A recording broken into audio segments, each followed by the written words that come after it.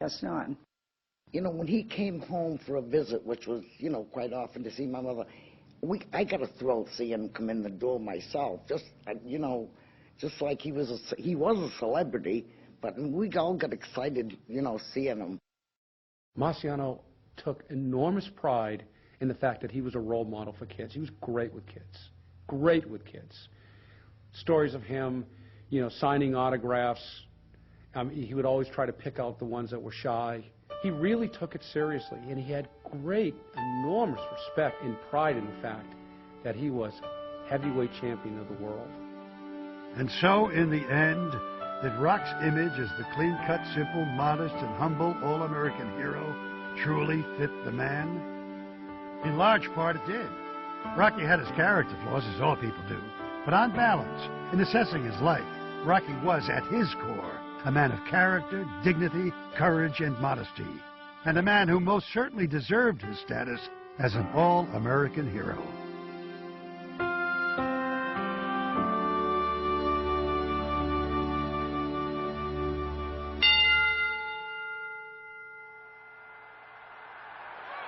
In the first round, Rocky Marciano goes on the attack against Walcott. In their last bout, Jersey Joe knocked down Marciano for the first time in Rocky's pro career. This is the first round of a fight scheduled for 15 rounds. But Rocky is moving in, looking to land a payoff punch. And there it is, a hard right, and Jersey Joe Walcott is down. He's down for the count. Rocky Marciano was a firm believer in one principle: volume, volume, volume. He didn't care if his punches missed. He wanted to throw as many as he could, tire the guy out, wear him down, get the guy back on his heels, control the tempo of the fight. After his first-round victory over Walcott, Marciano again faced Roland Lastaza in 1953. Lastaza was still claiming that he had been robbed in their first bout back in 1950. What's more, Lastaza told the press that Rocky had taken too many punches to the head and was punch drunk.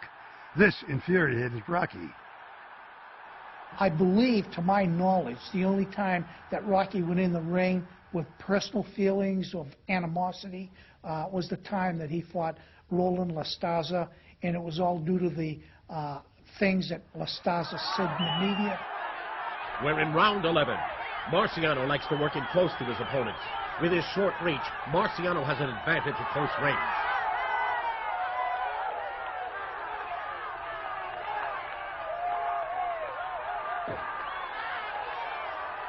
Rocky lands one of his blockbusters, and Lastaza is dazed. He falls through the ropes. Lastaza has never been knocked down before. He's up at the count of 3. Marciano moves in quickly, and Lastaza looks helpless in the face of the Marciano onslaught.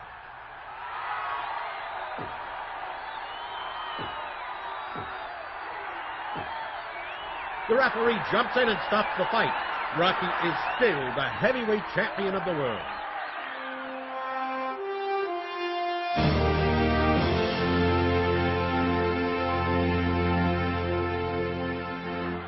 In 1954, Rocky would endure 2 of the most brutal bouts in his reign as heavyweight champion.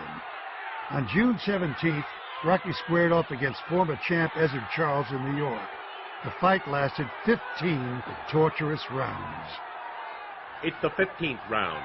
From the 10th round on, the bout has been going Marciano's way, and he definitely has more strength in this final round.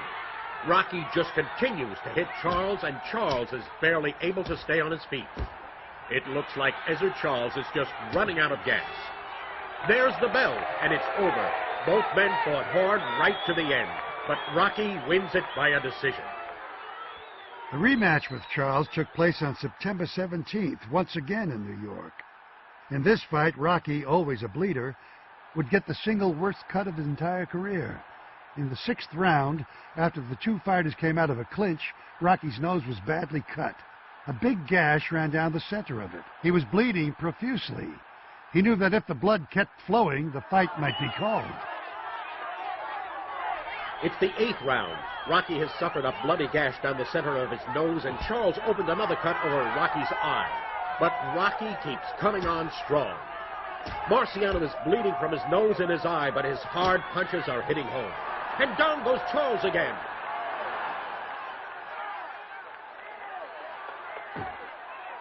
Rocky is now hitting Charles with one punch after another. The challenger goes down again, and this time it's for good. It's all over. Marciano is the winner by a knockout. There's a word used in sports called clutch, and it's used often in basketball and in baseball and in football. For some reason, it's not used a lot in boxing. If there was ever a clutch boxer, it was Rocky Marciano. When he needed a quick knockout, when the blood was flowing against Ezra Charles, absolutely needed one, another clutch moment, comes up big again. He knew what needed to be done. He was a clutch guy, and that's what made him a winner. Rocky, yeah, just between the two of us, nobody else here. What about the fight? Eddie was a lot tougher than many think. You were there, you know. Ezra Charles was a good opponent. But something happened, and my manager, Al Weil, gave me some great advice. Eddie, you know Al Weil, my Sure. Hi, Al. Al Weil.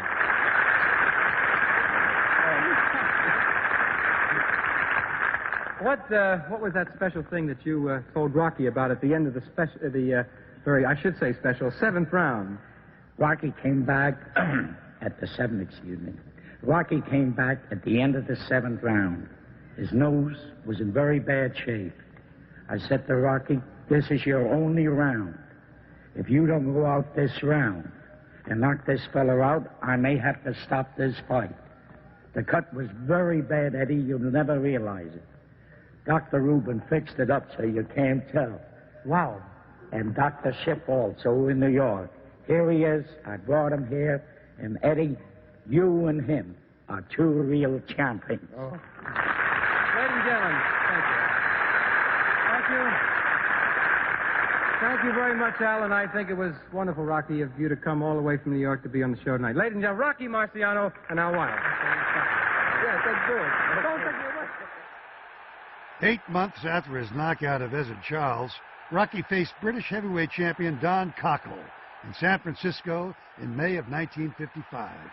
It's just amazing that Cockle is still on his feet. He has to go down soon. He can't take much more. Rocky is landing punch after punch. The British champion is showing great courage, and Marciano is having a tough time getting him to go down. Hitting him with shot after shot. He can't take much more of this. Rocky bores in again, throwing punches at will. Cockle looks bewildered and dazed. And finally, the referee stops the fight. In September of 1955, Rocky defended his title against an aging Archie Moore. It was a much tougher fight than he had expected. It's round 2. Down goes Marciano for only the second time in his career. Rocky gets up and goes back at Archie Moore. It's now round 8, and Rocky Marciano has not let up at all. He's still on the attack. Moore is trying to defend himself, but Rocky is always moving in. He just won't stop. And Archie Moore is down again. In the 9th round, Rocky is once again hitting Moore with everything he's got. Moore hits the canvas again. He's exhausted, and he just can't get up. The winner, and still champion, Rocky Marciano. In my eyes, I think that he was the greatest heavyweight of all time. And I think there were other great heavyweights, Joe Louis, and I think Muhammad Ali.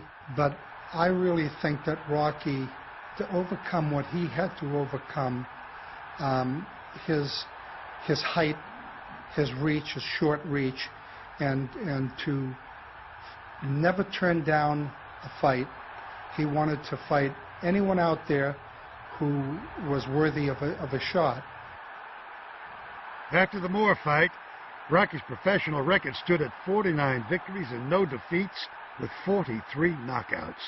He had defended his title 6 times and knocked out his opponent in 5 of those bouts.